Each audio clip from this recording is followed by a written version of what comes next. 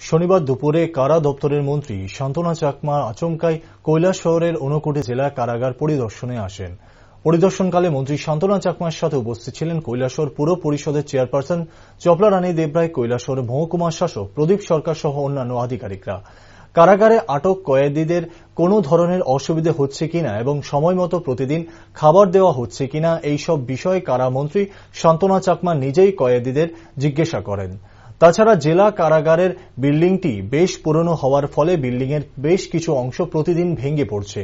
পরিদর্শন শেষে মন্ত্রী শান্তনা চাকমা পুরনো বিল্ডিংয়ের বিষয়ে জিজ্ঞাসা করলে মন্ত্রী নিজেও বিল্ডিংয়ের কথা স্বীকার করে বলেন যে জেলা কারাগার নতুন করে কৈলাসহরের জরুলতলি এলাকায় নির্মাণ করা হচ্ছে। নতুন বিল্ডিংয়ের কাজ প্রায় 90% শেষ হয়ে গেছে। খুব শীঘ্রই নতুন বিল্ডিংয়ে জেলা কারাগার চলে যাবে বলে জানান মন্ত্রী শান্তনা চাকমা।